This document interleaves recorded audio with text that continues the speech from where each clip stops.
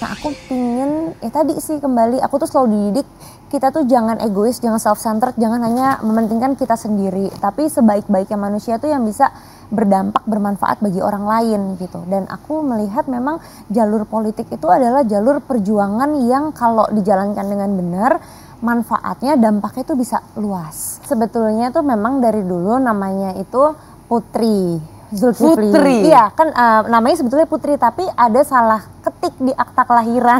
I see. Dunia politik tuh seperti apa gitu. Jadi pas bergabung ya aku sudah punya ekspektasi tersendiri. Jadi nggak terlalu yang kaget gitu ya. Tapi pastilah namanya pejabat publik itu banyak banyak yang harus dijaga. Apakah ada kesulitan bagi Kak Putri menjabat sebagai seorang wanita, apalagi termasuk salah satu yang paling muda?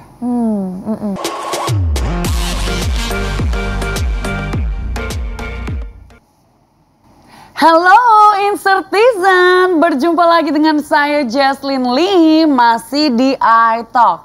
Dan kali ini guest star kita pastinya nggak kalah menarik sama yang kemarin-kemarin. Bahkan seorang wanita yang sangat menginspirasi sekali untuk masyarakat Indonesia. Banyak jasa-jasa yang sudah dilakukan beliau untuk kita semua, terutama untuk perempuan dan anak-anak. Bahkan kemarin itu kita ada Kartini Day nih. Ternyata beliau ini memenangkan sebuah award yang sangat luar biasa, yaitu Outstanding Woman Leader in Parliamentary Excellence. Jadi keren banget nggak? Udah tahu dong siapa? Ketebak nggak Insertizen? Siapa lagi kalau bukan Putri Zulkifli Hasan? Welcome to iTalk Studio. Apa kabar Kak? Alhamdulillah baik-baik. Kamu apa kabar? Baik-baik dan sangat ini sebuah kehormatan buat iTalk, buat Insert Live bisa mengundang kakak di sini secara eksklusif, interview begitu ya. Karena menurut kita dan tim-tim kita, kakak adalah sebuah sosok yang bisa dikulik agar masyarakat Indonesia itu bisa bermimpi lebih tinggi, khususnya para wanita. Nah, kalau misalnya kita mau mengulik sedikit tentang pendidikan kakak, jadi kakak ini ITB juga di bidang bisnis. Iya, waktu S1-nya kebetulan sekolahnya di ITB. Oke, lalu dilanjutkan juga dengan sekolah di Australia bukan? Iya, jadi waktu S1 ITB bisnis di SBM School of Business Management, terus lanjut S2-nya kebetulan aku apply beasiswa waktu itu dan diterima di Australian National University. Oh wow, Yes. jadi di Australian itu by beasiswa? Iya, bisnis juga. Jadi kebetulan emang background-nya sebetulnya adalah pebisnis gitu. Bisnis ya, background-nya bisnis sekali. Nah tapi kan kalau misalnya beberapa istilahnya quotes ya, kalau di Indonesia itu wanita ngapain sih punya edukasi yang tinggi-tinggi, nanti ujung-ujungnya juga jadi rumah tangga, ujung-ujungnya jadi akan jadi bini seseorang istilahnya begitu ya. Kalau dari kakak sendiri apa sih sebenarnya yang membuat kakak punya motivasi mengejar edukasi setinggi itu?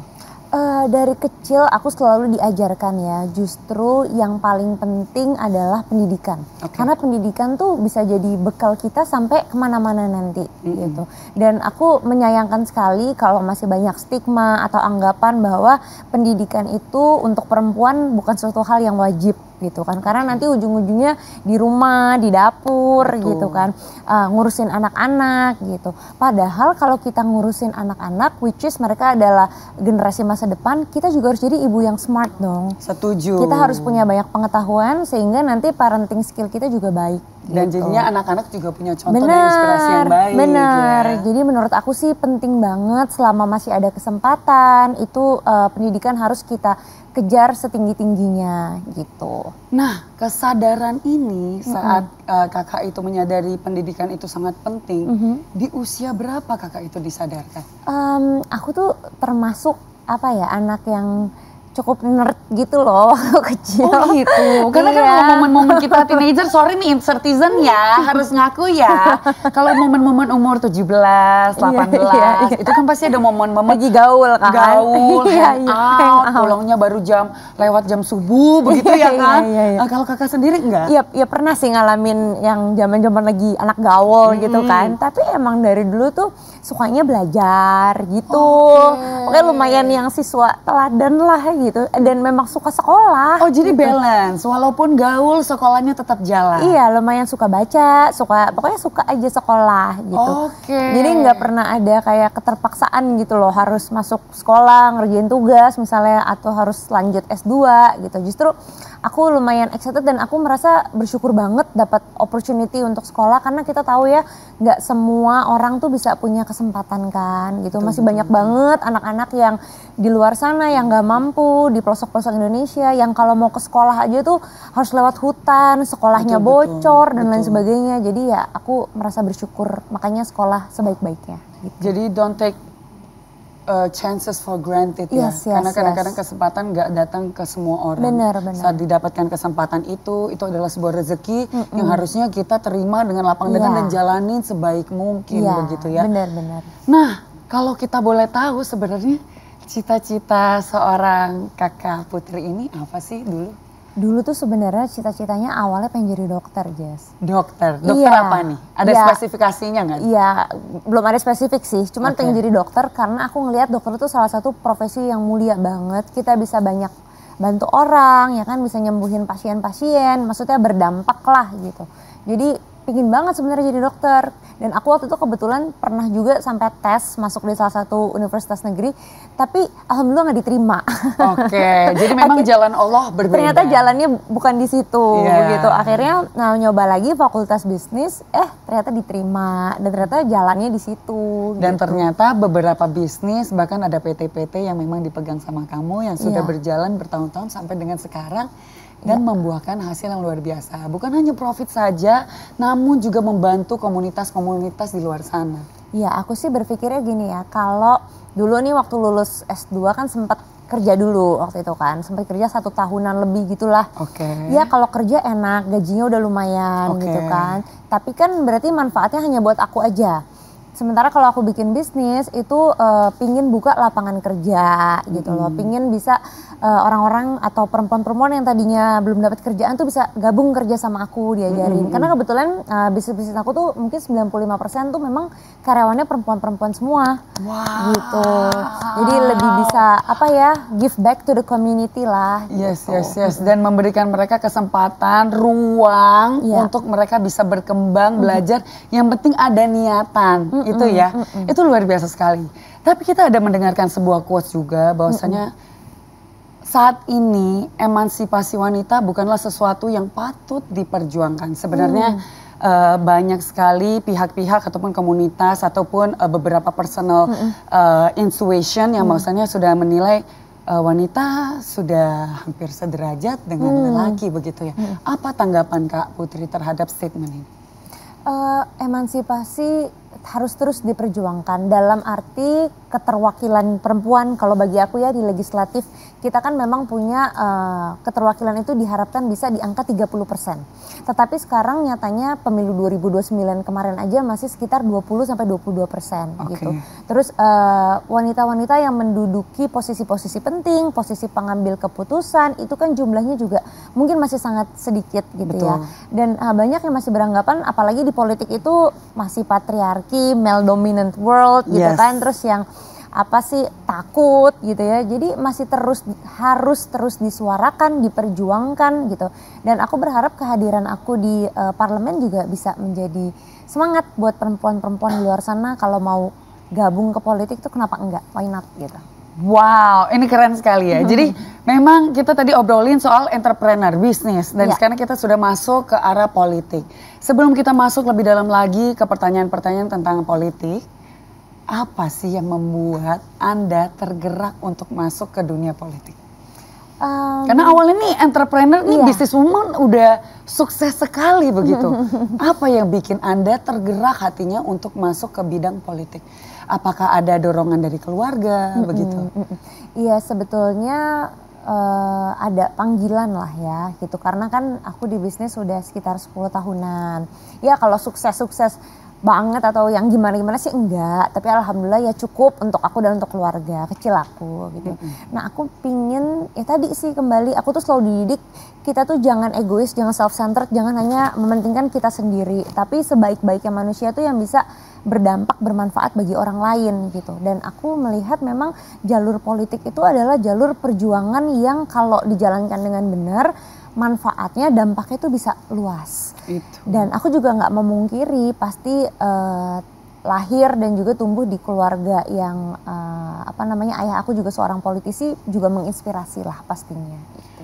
Nah, kalau misalnya ngomongin sosok ayah, mungkin banyak dari kita netizen Indonesia ataupun masyarakat Indonesia yang mungkin ada satu ataupun dua hal yang nggak mengetahui sosok ayah itu sebenarnya seperti apa sih kalau di rumah. Kalau di depan publik mungkin kan ada sebuah image yang harus dijaga. Tapi kalau di mata Putri sendiri nih, Kak Putri melihat ayah tuh sebagai sosoknya seperti apa sih? Iya, Pak Zul itu sosok panggilnya yang Papa? Manggilnya Opi kalau sekarang, Opi. karena udah banyak cucu-cucunya kan.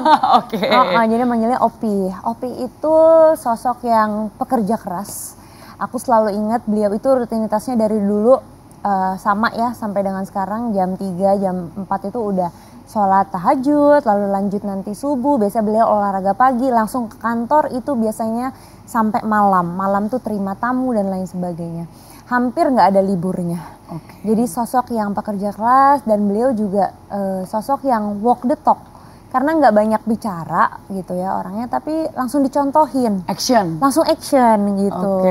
Terus juga penyayang, sama keluarga itu benar-benar perhatian.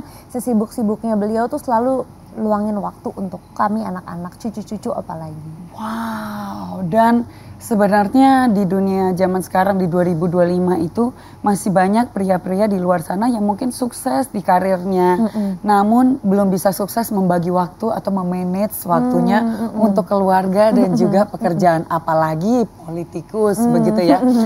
Tapi banyak juga nih yang berkata-kata, di tahun 2022 Kak Putri ini kan resmi mengganti nama nih. Iya kan? Betul. Jadi Putri Zulkifli Hasan.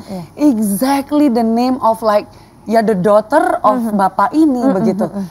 Apa yang bikin Kak Putri ini tergerak untuk mengganti nama? Apakah sang ayah ini adalah sosok yang sangat menginspirasi di mata Kak Putri? Atau mungkin ada alasan lainnya begitu? Sebetulnya tuh memang dari dulu namanya itu Putri Zulkifli. Putri? Iya kan namanya sebetulnya Putri, tapi ada salah ketik di akta kelahiran. I see. Iya Oke.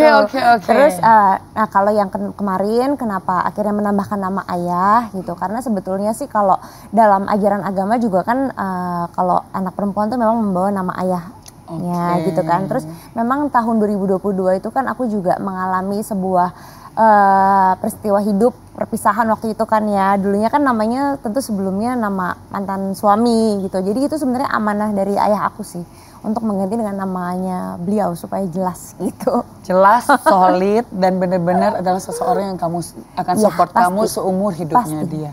Itu adalah sesuatu alasan yang sangat kuat sih ya untuk mengganti nama. Jadi bukan berarti kalau misalnya tanggapan netizen di luar sana, oh mengganti nama untuk hidup di bayang-bayang sang ayah. So what? Sang ayah sangat menginspirasi, betul tidak ya? Jadi itu adalah sebuah amanah juga gitu Insertizen. Keren sekali ya. Nah, kalau misalnya tadi kita sudah obrolin soal ini, Kak Putri ini adalah seorang entrepreneur, businesswoman yang sudah very successful, pembangun, pendiri sekolah begitu ya untuk anak-anak, yaitu Kids Republic School kalau tidak salah begitu ya. Dan seorang ibu juga. Ini untuk ngebalance dan untuk ngejuggling semua karakter dan ngejuggling semua posisi Anda, itu seperti apa sih? Iya pasti harus berbagi peran, tapi aku tuh selalu percaya kalau wanita tuh benar-benar emang superwoman ya, bisa multi peran, bisa membagi peran di berbagai situasi gitu. Jadi kalau di rumah ya sebagai ibu, sebagai seorang istri, kalau di pekerjaan ya tentu sebagai seorang profesional juga gitu. Apalagi sekarang kan kalau di DPR aku juga salah satu pimpinan, tentu ada certain professionality yang harus dijaga gitu. Caranya membaginya tentu dengan aku set priority. Mana nih yang benar-benar menjadi prioritas gitu. Itu dulu. Terus yang kedua, aku juga selalu terbuka. Alhamdulillah sekarang aku ada mama, ada mama mertua juga, dan di rumah juga dibantu sama beberapa yang bantu jaga anak. Jadi punya support system. Oh, gitu. wow. Nah, Jadi biasanya aku tuh awal bulan atau awal minggu tuh udah aku catet-catet, misalnya lesnya anak-anak, terus tugas-tugasnya, terus makannya, pokoknya kebutuhan-kebutuhan mereka, dan nanti hari-harinya dibantu oleh support system aku. Gitu. wow, itu luar biasa sih. Jadi dengan itu saja segala sesuatunya itu sudah di planning dengan strategize. Jadi sudah ada strategi dengan prioritas. Dengan begitu mungkin selama sepekan jadwal-jadwalnya Kak Putri yang begitu padat juga anak-anak nggak terbengkalai makan-makannya begitu ya. Aku tuh selalu set jadwalnya anak-anak. Jadi dari mereka pagi itu sekolah, pulang sekolah tuh mereka wajib ada les. Lalu setelah les itu biasanya mereka ngaji, itu setiap hari. Gitu. Dan mereka baru ada istirahat itu di weekend. Gitu. Tapi Kak, kadang-kadang kita sebagai wanita ya, mungkin ada momennya kita itu lupa untuk hidup untuk diri sendiri. Ada momen kita itu we live for somebody else. Bangun pagi kita sudah mikirin bekal anak-anak. Bangun pagi kita sudah mikirin mungkin suami kegiatannya apa, harus dipersiapkan dan segala sesuatu. Bagaimana Kak Putri atau mungkin Kak Putri ada tips tersendiri supaya Kak Putri ini tidak kehilangan jati dirinya Kak Putri sendiri? Iya, aku sih percaya kalau kita mau berdampak untuk orang lain ya, kita dulu harus cinta terhadap diri kita sendiri. We have to value ourselves gitu ya. Setinggi itu aku memvalue diri aku sendiri. Sehingga untuk untuk beberapa kegiatan aku memang sudah punya standarnya tersendiri. Gitu. Tapi kalau Kak Putri misalnya ada momen-momen kelelahan dan lain sebagainya, apa sih channelingnya Kak Putri? Mungkin kan some people do pilates ataupun vacation, healing dan lain-lain. Kalau Kak Putri apa? Ya kalau pastilah ya, namanya dalam pekerjaan tuh ada momen-momen dimana kelelahan butuh atau me time, bosan, butuh me time gitu ya. Kalau aku simple sih, aku me time biasanya olahraga. Aku suka olahraga, aku suka main tenis, suka naik kuda juga, atau misalnya suka kayak lari gitu, nge-gym gitu. Itu menurut aku udah me time yang positif juga kan, stress release. Atau hanya sekedar misalnya ngopi, makan dessert gitu ya, itu udah me time sih. Biasanya me time ini dilakukan sendiri atau bersama dengan komunitas atau teman-teman dekat atau teman-teman arisan gitu Kak? Biasanya kalau olahraga paling sama suami aku ya. Oh wow, jadi dapat olahraganya, dapat quality time-nya bareng gitu. Jadi bagus juga. Karena kadang-kadang wanita bekerja terlalu keras, jangan lupa gelas yang terisi kosong kita harus isi kembali, benar nggak sih? Jadi harus di recharge lagi. Nah kalau misalnya kita ngomongin tadi sudah soal keluarga, soal me time di tahun 2024 nih kemarin kan bergabung di DPR, ya kan? Impression sebelum dan setelah bergabung, karena kan mungkin tadinya nggak terlalu di public eyes, terus tiba-tiba muncul di public eyes, dinanti-nantikan orang, mungkin banyak yang berharap, banyak yang mendoakan, atau mungkin ada beberapa pihak yang menyulutkan kekecewaannya di sosial media. Itu bagaimana Kakak menghadapi? Iya, sebelum bergabung pun karena sudah melihat keseharian ayah aku ya, udah kurang lebih tahulah dunia politik tuh seperti apa gitu. Jadi pas bergabung, ya aku sudah punya ekspektasi tersendiri. Jadi nggak terlalu yang kaget gitu ya. Tapi pastilah namanya pejabat publik itu banyak banyak yang harus dijaga. Dalam pekerjaan juga biasalah ada tekanan, kadang ada konflik gitu ya, jadwal yang kadang-kadang bisa sehari sekian gitu, harus banyak orang yang ditemui, banyak masyarakat yang harus didengar gitu, banyak juga yang merasa tidak puas gitu ya. Itu semuanya dinamika dan tantangan, tapi so far aku menikmati aja sih. So far menikmati ya, jadi menikmati. memang sudah di-prepare juga sama kehidupan dan karir ayah sebelumnya. Dan mungkin sudah diperkenalkan dari usia yang belia. Jadi kamu sekarang duduk sebagai salah satu parlemen, anggota parlemen juga sudah ready dengan semua risiko-risiko yang akan dihadapi. Betul, dari awal itu tujuan menjadi anggota DPR itu kan memang ingin mengabdi, ingin memberi manfaat seluas-luasnya. Jadi jangan sampai salah tujuan. Kalau tujuannya kita mau nyari ketenaran, mau cari uang, cari yang senang-senang, fasilitas dan lain sebagainya, salah gitu loh, bukan di situ. Jadi kalau memutuskan terjun di politik, kita juga udah harus tahu konsekuensinya seperti apa. Dan nomor satu itu pengabdian. Gitu. Wow. Nah, kalau misalnya begitu banyak orang yang mungkin menjadi anggota di DPR ataupun begitu banyak orang yang menjabat di posisi penting di Indonesia, namun memiliki sebuah visi ataupun misi yang sedikit berbeda dari Kak Putri. Bagaimana cara Kak Putri menghadapinya? Iya, namanya politik itu sangat dinamis ya, banyak kepentingan. Seperti contohnya kita di DPR aja ada 8 partai politik di situ. Setiap partai punya anggota. Setiap anggota tentu punya suara, punya kebutuhan di dapilnya masing-masing gitu ya. Ketika ada banyak orang berdiskusi dengan masing-masing memiliki kepentingan, ada kepentingan golongan, kepentingan partai, ya tentu pasti akan jadi diskusinya menarik gitu.